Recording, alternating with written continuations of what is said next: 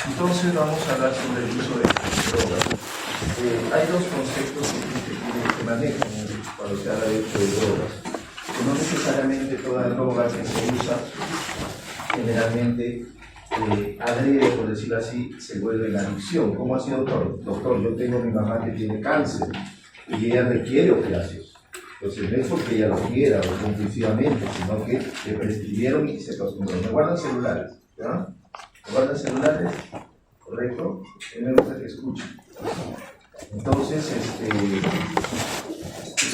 generalmente se manejan dos términos. Uno, que cuando hay un hábito acostumbrado, es decir, un deseo. Pero este deseo se habla de que no es compulsivo. Y otra característica, que cuando alguien, una persona, tiene un hábito o un deseo, generalmente, mayormente, no tiende a aumentar la dosis. Pero si yo tengo un paciente que el uso repetitivo ya se produce generalmente, hablamos de una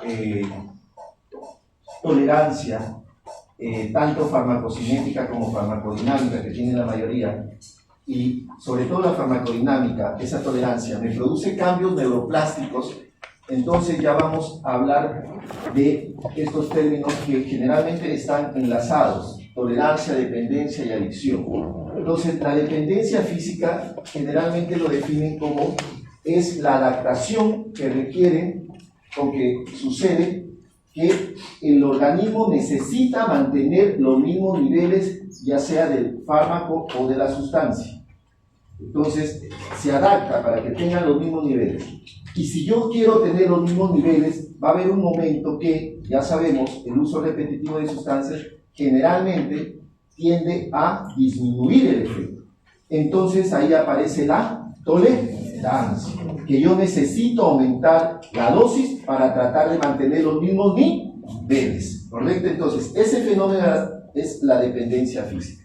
Entonces, cuando el paciente o el individuo, a pesar de que sabe que ese uso habitual, repetitivo, le está generando daños a nivel, sobre todo social, de pérdida de trabajo, del estudio, y necesita hacer otras cosas no ilegales, por decirlo así, entonces, y hay una compulsión, hablamos de adicción, ¿correcto? Entonces, esos conceptos son los que más o menos se manejan. Con respecto al origen de los trastornos de uso de drogas, lo divide, ahí lo vemos en el Goodman, en tres aspectos. El aspecto que va por el fármaco, el aspecto por el huésped y por el ambiente.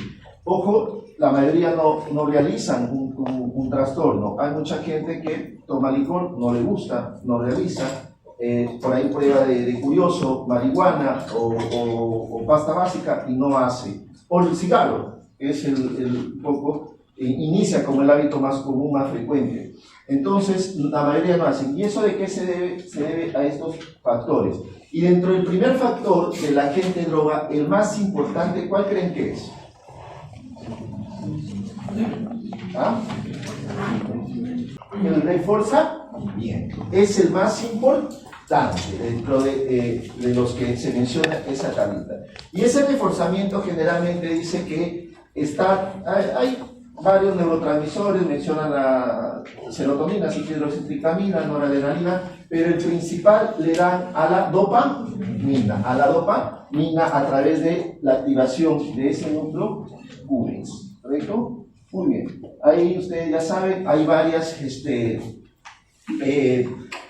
¿cómo podríamos decir? Proyecciones dopaminérgicas, ¿no? Y una de ellas es sobre todo la que va al núcleo Cummins, es la que está encargada de ese reforzamiento, es decir, de que el paciente se siente bien al hacer uso de esa droga, se siente bien por liberación de endorfinas, entonces hace que eso tienda a consumir habitualmente. Las otras también, ¿no? Las proyecciones dentro del sistema nervioso central de la serotonina. Muy bien, otra característica también, y ahí lo dice el Luhmann, es la velocidad de inicio. ¿Quién ahí tiende a, por ejemplo, la cocaína, al crack, cuando la prende y ese humo tiende porque mayor absorción a nivel pulmonar de la hoja de coca. ¿Quién tiende a hacer más rápido la tolerancia y la dependencia? La cocaína a través de su presentación crack, ¿no? Entonces, la tolerancia es el uso repetitivo de la droga que genera una disminución de la respuesta a esa droga. Hay varias clasificaciones.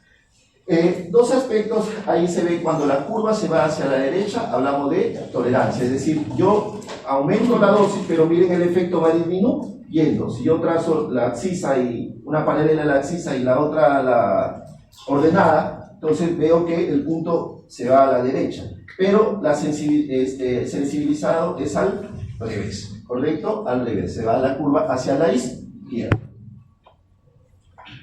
Hay varios tipos, una innata, otra adquirida. Esa adquirida es la farmacocinética, la farmacodinámica, son los cambios que se hacen a nivel sobre todo de receptores. ¿Cómo así, doctor? Por ejemplo, ¿qué pasa si yo hay una down regulation? ¿Qué quiere decir? Que los receptores se internalizan, entonces ahí el efecto va a ser mayor o menor. Definitivamente va a ser menor. Es uno de los ejemplos de la tolerancia farmacodinámica. Muy bien, entonces para llegar al uso de la adicción, le decía, ahí tiene que haber una experiencia repetitiva, circuito de recompensas a nivel cerebral y el más importante que lo define, un consumo compulsivo y un fuera de control. ¿Y eso a qué me lleva? ¿A qué lleva la adicción? Generalmente dicen los hábitos, el perjudicado es el individuo, pero en la adicción ya no. Ya entra la familia, el trabajo, los amigos, etcétera, la sociedad. ¿No? Entonces las consecuencias de la adicción me lleva a ello, la pérdida de valores. Hablamos entonces, vamos a hablar de las sustancias adictivas, 2, 3, porque algunas ya han sido tocadas, las benzodiazepinas en su capítulo correspondiente, los opioides en su capítulo correspondiente, por ejemplo. Entonces, depresores, alcohol, benzodiazepinas, ¿qué otro grupo entra ahí? Barbitos. Muy bien. Y los psicoestimulantes, están los opiáceos, la cocaína, anfetamina, cannabinoides, nicotina, cafeína, son los principales, ¿correcto? Esta diapositiva es para ver que, a ver, si teóricamente, no sé si será el mismo, pero el Buman dice 80, me imagino que será para la gente americana. ¿Acá alguien sabe cuánto es lo permitido en sangre de alcoholemia? 0.5, será 50 miligramos, ¿no? Porcentual, ¿no? En Estados Unidos el Buman dice 80, acá creo que 50, 0.5. Muy bien. ¿Qué implica eso? Yo veo esa diapositiva, ¿qué implica? Eso es común, una de 355, ¿es la grande o la chiquita? La pequeña. ¿Qué implica? Que con 2, teóricamente en examen de alcoholemia ya va a salir positivo, porque dicen, mira, una botella de 355 mililitros, un vaso de vino de 148 o un trago ya sea de whisky, vodka de 44 mililitros, la concentración de etanol en sangre es aproximadamente 30 miligramos porcentual. ¿Correcto? Entonces, si yo consumo 2 botellas, entonces probablemente sea el doble y teóricamente ya me saldría positivo. ¿Y por qué? Porque el consumo del alcohol se absorbe muy rápidamente. ¿Dónde se absorbe más? ¿En el estómago o en el intestino delgado? En el intestino delgado, sobre todo en la porción proximal, ahí donde se absorbe. ¿Se ve afectado? Sí. Yo tenía un amigo que antes de tomar se tomaba 1 o 2 tablitas de leche. Puro, de leche de vaca. ¿Le servía? Sí, porque el alimento disminuye. Y peor si es una comida rica en grasa. Pero si en ayuno se absorbe rápidamente, tanto así que su concentración máxima lo llega en 30 minutos. Entonces, si ustedes no se quieren variar mucho, entonces tendrían que tomar leche o comer una rica comida copiosa en grasa para que disminuya la absorción. Se distribuye muy bien, sobre todo depende del volumen. ¿Y eso qué implica? Que alguien, una mujer de talla media a menos del rango normal, con un varón alto, ¿Quién va a tener mayor distribución, menor distribución? Si depende del volumen. La mujer va a tener menos distribución del alcohol, es decir, se va a concentrar más. Por eso teóricamente tiende a emborracharse más, ¿correcto? Porque va a depender del volumen corporal de sangre y del volumen corporal total. Muy bien, metabolismo sabemos que es hepático mayormente. ¿Por qué? Porque sufre metabolismo de primer paso a nivel de intestino, ¿correcto? Pero mayormente ahí está la alcohol deshidrogenasa y la aldehído deshidrogenasa. Y tiene dos tipos de cinética, orden 0 y primer orden. El punto de quiebre, lo dice el Buhmann, ¿cuánto es? Le da 10. ¿Sí? 10 le da miligramos porcentual el punto de quiebre, ¿correcto? Para uno y para el otro. La excreción es escasa tanto en orina como en sudor, respiración. ¿Por qué? Porque sufre un metabolismo muy alto. Y ahí está. Entonces, esa diapositiva, ¿qué nos dice? ¿Qué requiere dos enzimas? La deshidrogenasa de alcohol y la aldehído deshidrogenasa para que se convierta en uno de sus desechos en ácido acético. Entonces, pero a través de una tiosinasa se va a convertir en ácidos grasos triglicéridos y esos son efectos adversos. Ojo ahí. Muy bien, ahí además, ¿qué puedo sacar? Mire la vía del metanol. Entonces, si yo quiero interrumpir la vía del metanol, que no se metabolice, ¿qué sustancias puedo utilizar? Uno es el etanol, que competiría, ¿sí? Entonces, ¿y el otro? El formepizol, ¿correcto? Entonces, serían las dos vías, dos sustancias que podrían usarse. Y hay un efecto importante del metanol, es que me produce queda por el formaldehído. Entonces, ese es del metanol, me produce ceguera. Muy bien, estos son los marcadores de que si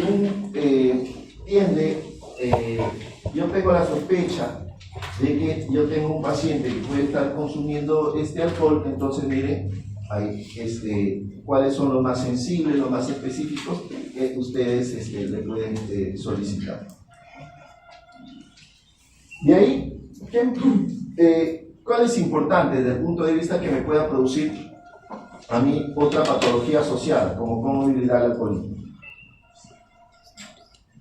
¿La hipertrigliceridemia? Sí.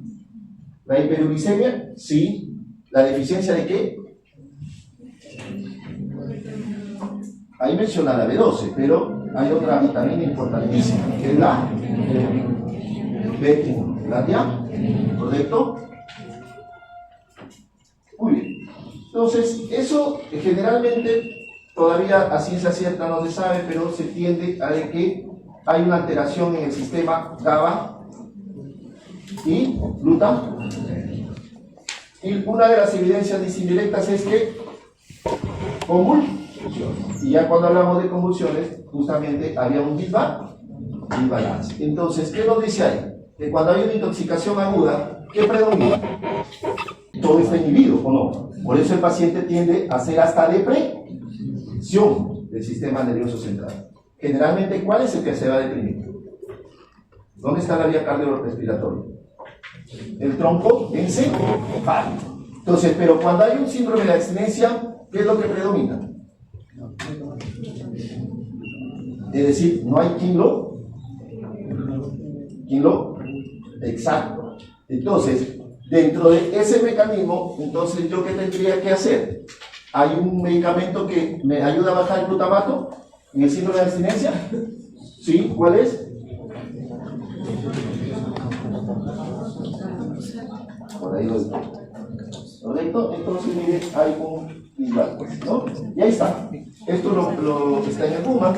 Entonces, cuando vemos una intoxicación, generalmente, entonces, mire, ¿qué predomina? Los canales de GABA, ¿correcto? De GABA.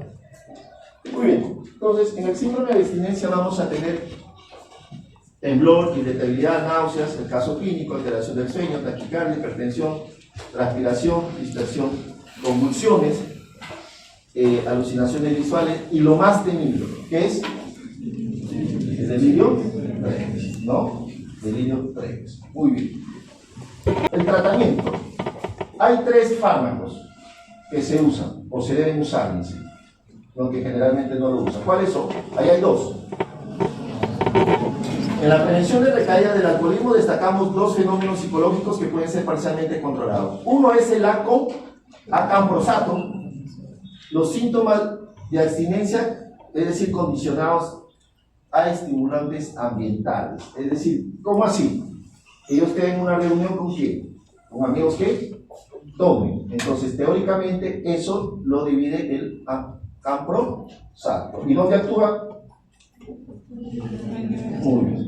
Y el otro, la pérdida de control asociado al consumo. No, ¿qué te va a hacer? Toma un poquito. Pero el paciente tiende a no probar ese, por decirlo así, esa gota de alcohol. ¿Por qué? Porque tiene miedo que ya no controle. ¿Y ahí quién ayuda? La naltrexona. ¿Qué es? ¿Cómo actúa? ¿Yo? Correcto, muy bien, ahí está. Y el otro medicamento es el disulfiram. ¿Cuál es su mecanismo? La aldehído deshidrogenasa, ¿correcto? El exceso de acetaldehído, ¿qué me produce? Un síndrome histaminérgico. Pues la histamina, ¿qué hace? Lachi, vómito, náuseas, prurito, todo me produce un síndrome histamínico. Entonces, esos son los más. Hay otros, sí, pero estos son los más. Y otros todavía también es en estudio. Muy bien. ¿Ahí que dice cuál es el número de notificación por metanol? ¿ETA? No, ¿sí? Y ahí dice el alcohol metílico que produce envenenamiento clínico tiene las siguientes características, excepto. ¿La ingesta de etanol reduce la rapidez de la oxidación? Sí. ¿Los metabolitos tóxicos son el formaldehído y el ácido fórmico? Sí. ¿Una forma de tratamiento es bloquear la actividad de la deshidrogenasa alcohólica? Sí. ¿Con qué? Muy bien. ¿La ceguera no se observa en intoxicación? Sí. Sí se ve. Y acidosis láctica de hecho. Muy bien. Vamos de las benzodiazepinas. En la intoxicación aguda, aquí lo que tienen que saber, aparte del lavado gástrico, es el antídoto. ¿Cuál es? Y en la abstinencia, ahí está lo que le puede dar ansiedad, incremento de la sensibilidad, parestesias, calambres, convulsiones, alteración del sueño y o después del uso de altas dosis, convulsiones. ¿Cuál es el tratamiento del síndrome de abstinencia? ¿Cómo lo manejan? Generalmente.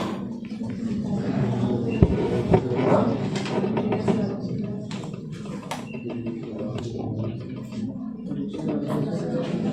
Inducción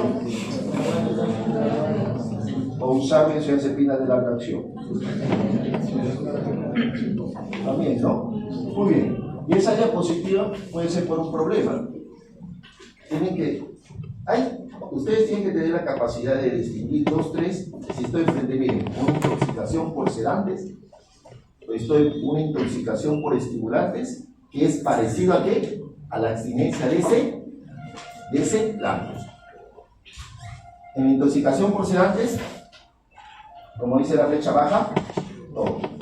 En el síndrome de abstinencia sube todo, que es casi lo similar a la intoxicación por estímulo. ¿Correcto? Entonces tienen que de ahí tener 2, 3 síntomas o signos frente a qué estoy. ¿Correcto? Muy bien. Las características por los opiáceos, igual, ahí están los síntomas, signos y también lo de la abstinencia. Tratamiento. Si es intoxicación aguda de elección, ¿qué? Eso se vio en el capítulo 3 unidad. ¿Vale? Muy bien. Para la abstinencia, miren, ¿qué me eleva? Hay un exceso de noradrenalina. Entonces, ¿ahí qué se utiliza? La clonidina. Y también el Luma menciona Lofisic.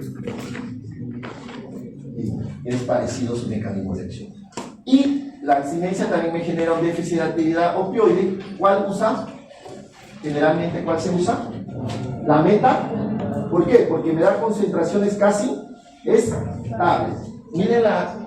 Ya, pero En la prevención de las recaídas se puede utilizar naltrexona o también agonistas opioides. Eso lo menciona el UMA, pero aquí está más, por decir así, especificado.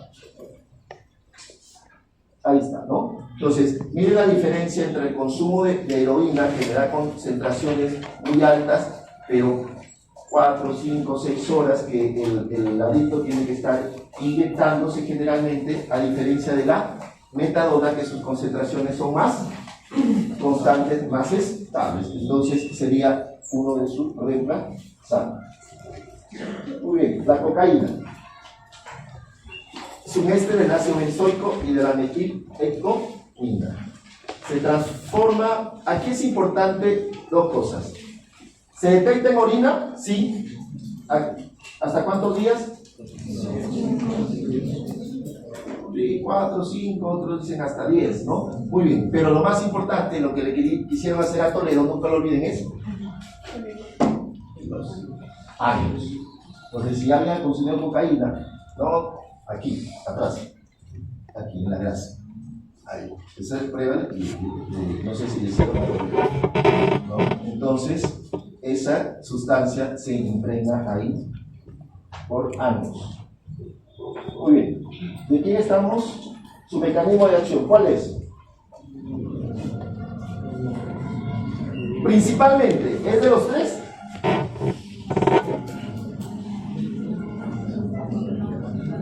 Principalmente es de la, pero también, ojo, va a inhibir de los otros dos. Y eso me sirve sí, porque la cocaína me va a producir entonces, si la noradrenalina está en sangre aumentada, ¿qué me va a producir? ¿Qué va a producir? Vasoconstricción. Vasoconstricción. ¿Correcto? Vasoconstricción. Por eso que no se lo usó como anestésico local. ¿Correcto? Entonces ahí tienen. Acción vasoconstrictora. Sí. Del ácido benzoico y de la metilhexamina. Sí. Bloquea la recaptación de la adrenalina. Sí. Antagonista GABA. No. Y la otra, la presencia de gonina en la orina, indica que ha consumido cocaína. Muy bien, la abstinencia, los síntomas y signos. Y ahí está. ¿Qué ven en la abstinencia? ¿Qué pueden concluir? Por su mecanismo, que generalmente va a haber clínica de catecolaminergia. Porque miren,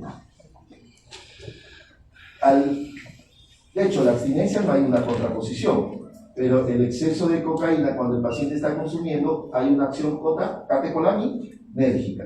Pero en la abstinencia, ¿qué va a haber? Déficit de noradrenalina, eso me lleva a una depresión, déficit de dopamina, me lleva a un síndrome de disforia, malestar, deseo de consumir. El tratamiento de la cocaína generalmente, hasta ahorita, por más que han salido nuevos, como topiramato, baclofeno, modafinilo y una vacuna, pero siguen siendo los antidepresivos cíclicos, ¿correcto? Como sobre todo el bupropión, ¿correcto? Muy bien. Nosotros estamos en estudio, pero siguen siendo los antidepresivos cíclicos. ¿Acompañados de qué? En todo esto, ¿verdad? Terapias conductuales, acompañado de terapias conductuales. Muy bien, la anfetamina, ¿similar o no a la cocaína? Su mecanismo de acción. Sí, ¿por qué?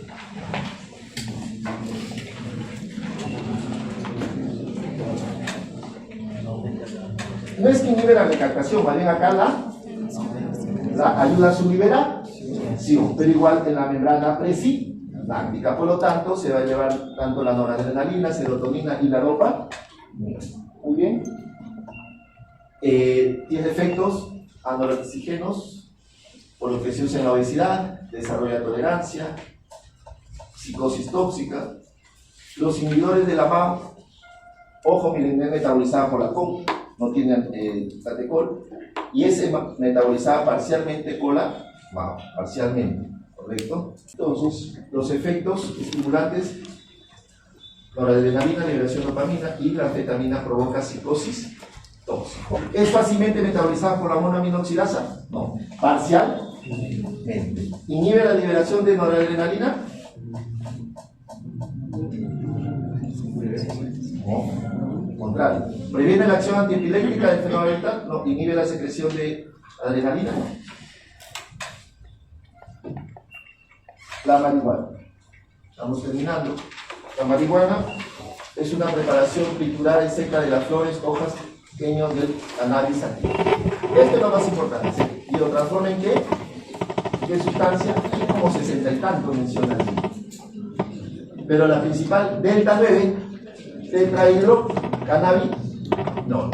Actúa sobre los receptores CB1 del sistema, generando efectos psicoactivos, evitando la náusea, vómitos y aumento del apetito. Y dentro de esos, ¿cuál sería la aplicación clínica? De esos tres efectos importantes. Exacto. Eso lo utilizan desde el punto de vista clínico. De hecho, para otras más, pero el principal que se aprobó fue para él. Entonces, el dronabinol generalmente se le considera que es el DC, ¿no? Denominación común internacional, ¿no? Se disminuye la náusea y vómitos, incluido con la quimioterapia. Y el rimonabant, que se utiliza como anorexia, es otra indicación. Entonces, indicación aprobada por FDA, náusea por quimioterapia.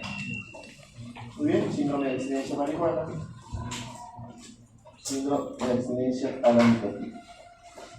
Es el tratamiento para síndrome de abstinencia a la nicotina. ¿Qué se utiliza?